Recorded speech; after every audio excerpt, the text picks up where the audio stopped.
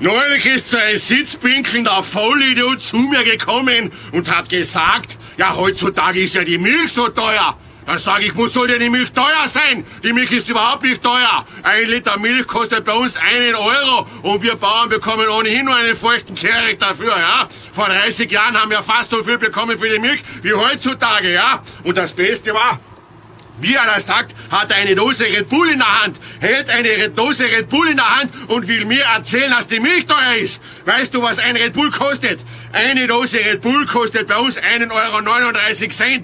Das ist ein Viertel Liter. Das heißt, der Liter Red Bull kommt auf 5,56 Euro, aber die Milch soll teuer sein, ja? Und dann weißt du nicht mal, was drinnen ist in diesem Gesöff, ja? Bei der Milch weiß ich schon, was drinnen ist. In einem Liter Milch ist drinnen 1 Liter Milch. Von der Kulimu, die frisst die besten Gräser. Aber was ist denn in dem Red Bull drinnen?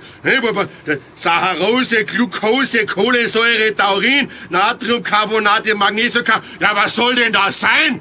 Alle schütten sich das Zeug in die Kehle. Die jungen Leute mischen sich das noch mit Wodka. Kannst du Wodka auch mit Milch mixen, ist viel besser, ja? Und dieser Chef von Red Bull hat vor 30 Jahren noch Zahnpastatuben verkauft und heutzutage macht er mit diesem Sprudelwasser x Milliarden Euro Umsatz. Nein, wenn ich so einen Red Bull sehe, dann kommt mir die Galle hoch. Da bekomme ich einen Granter, oder sage ich dir. So. Wo sind jetzt deine Flügel, du blöde, beschissene Dose? Sauft Milch, ist viel cooler. Tschüss.